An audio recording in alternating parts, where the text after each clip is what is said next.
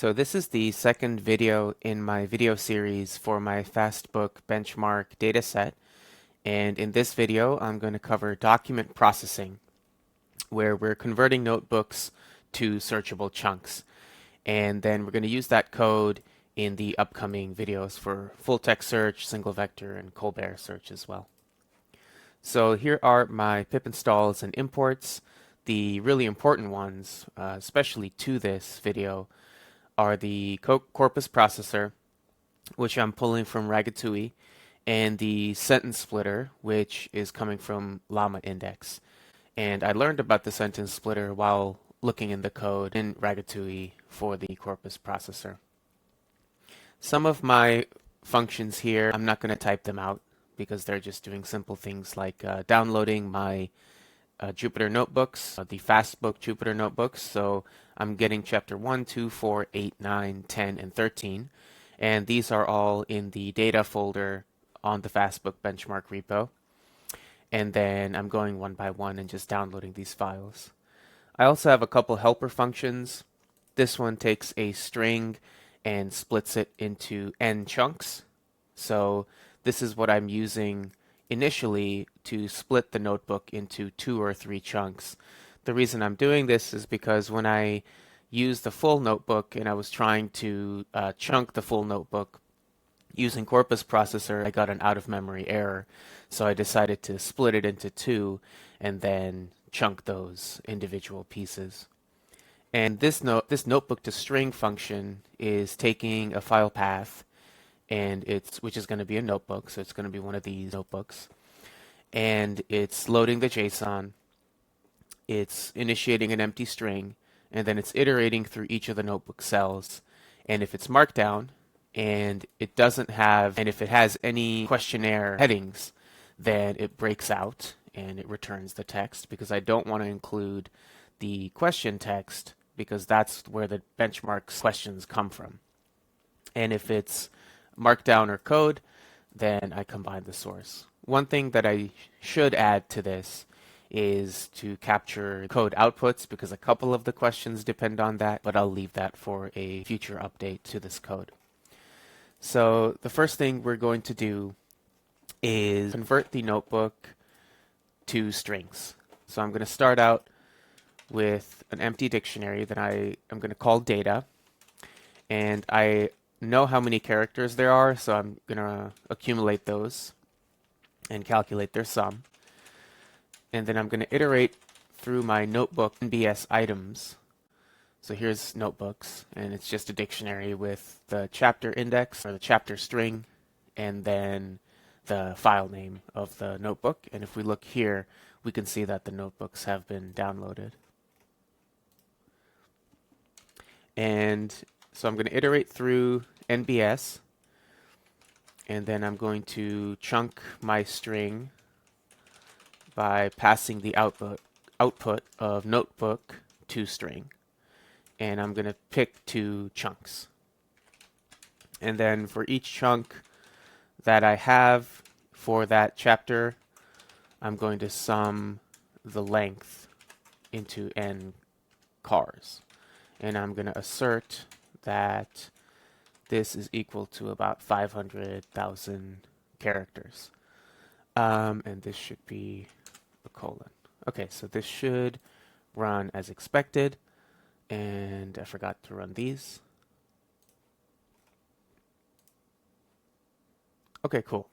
So we now have a dictionary where for each chapter we have 2, and I think in some cases it's 3, but 2 or 3 strings that are associated with that notebook and their text chunk. Something else I'm going to do is I'm going to show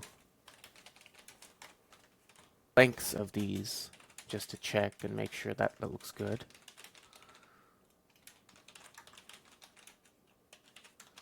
So this is going to iterate through my data dictionary, and then it's going to print out the chapter and the length of the string. So you'll notice that some of these strings are just 1 character long, so that's something I'll clean up as well in a future version. All right, so now we get to the kind of more fun part, where we're going to chunk the documents. So I'm going to set my size, chunk size to 500 tokens. And then I'm going to now use the corpus processor. So if we take a look at corpus processor.process corpus, it takes a list of strings, my documents, optional document IDs, and then any keyword arguments that it passes on to the splitter function, which is sentence splitter. So chunk size will be one of those arguments. So I'm going to have my documents as my output. And let me just copy this. I'm just going to do the first chapter as a test. And I'm going to set my chunk size as chunk size. And I've already run this before, so I know that this should be 57 chunks. Great. So that is as expected. And if we look at the output, we'll see that it has generated this kind of random document ID, and then it has content, where the content has the chunk of text that's associated with that document. Okay, so this functionality I want to have in a function that I'm going to call process documents, and it's going to take some text, and it's going to take chunk size, and I'm just going to copy this, and instead of my first chapter I'm going to give it my text argument, and I only want to keep for now the content in the documents. Actually, throughout the video series, I'm only going to keep the content. I'm not really doing anything with document IDs moving forward. And there's an in, and return documents, and then let's just run this.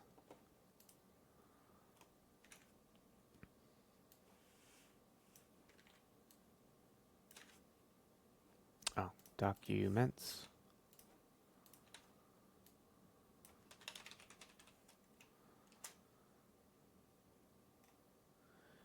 And I want length.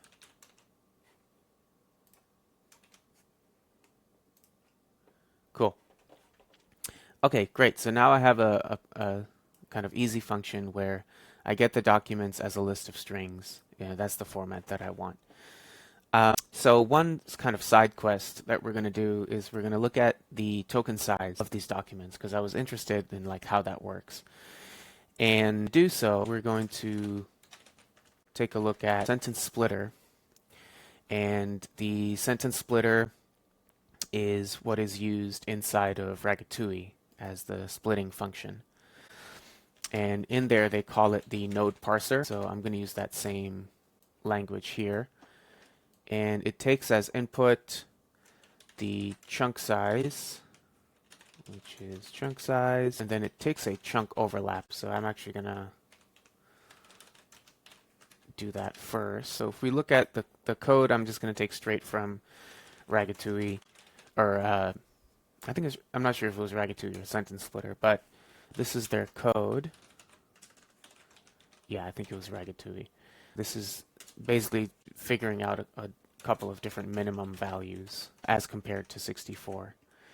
And so I think in this case, the minimum value is 64. Yep. So my chunk size is 500. So 250 and 64, the minimum is 64. 125 and 64, the minimum is 64. So we get 64. So I'm going to pass that to my node, or my sentence splitter call. And here's node parser, and it should have a token size. Yes. And so this, you pass it a string, and it returns the integer length in terms of number of tokens. Okay, cool. So I'm going to take one of my documents, and this was that, I think that first document that we saw. Yep. And I'm going to pass it into my node parser's token size. and oh, document content, and 475. So this is where I started realizing, I'm like, oh, okay, so the chunk size is 500, but that doesn't mean that the chunks are strictly 500 tokens long. So that was interesting to me. That's something I haven't really thought about yet as I've been running my experiments, is that, when I pass in a parameter of chunk size, it's not necessarily the actual chunk size. And I'm not 100% sure what that has to do with. My guess is that it has to do with the overlap, so that overlap is some kind of variance, but I don't know. That's something I have to figure out in the future. So that's for one document. So I was curious, what does it look like for multiple documents? So I'm going to iterate through my documents for chapter 1. And let's do node, parser. And actually what I'll do before I run that is I'm going to grab this.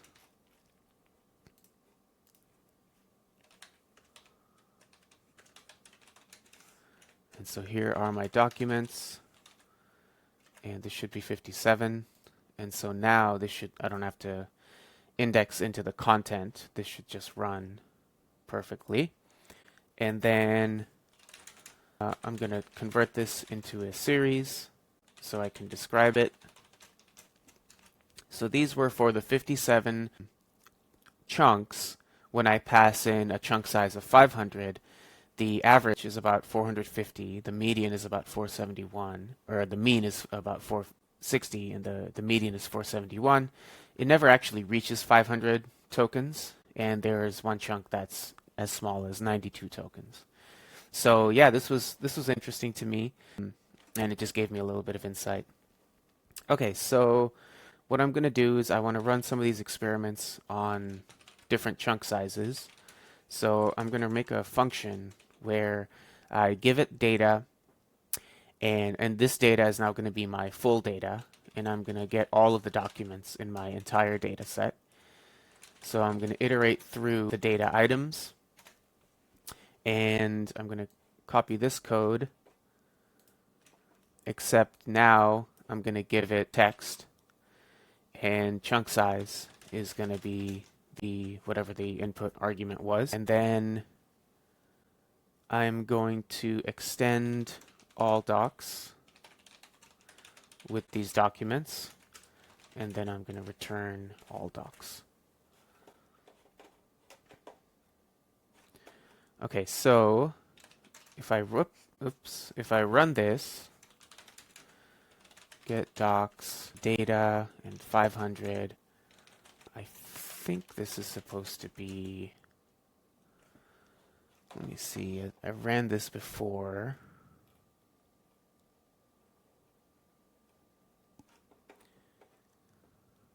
I think this is supposed to be 271, but we'll see. Yeah, this is 2, so okay, good. So that gives me what I got before. And then I'm going to put my token distribution code, wrap that into a function, and I'm going to copy my code here. So this is going through, let me get this, let's say docs, and this is chunk size. So this gets all of my documents, and then for doc and document, I'm appending the token size, and then the last couple steps are going to be this. I'm going to take my tokens and turn them into a series, and then do that. So now if I call token distribution on all of my data and give it a chunk size of 100, and I'm going to just call describe on the output. And yeah, this is what I got before as well. So for 100 token chunk size, it actually far exceeds 100 tokens. I mean, I don't know about far, but it goes at least one standard deviation above our expected. And the median is 84, and the mean is 81. So I'll run that for one more. Oh, and it's about 1,500, a little more than 1,500 chunks. And I'll look at it for 256 tokens.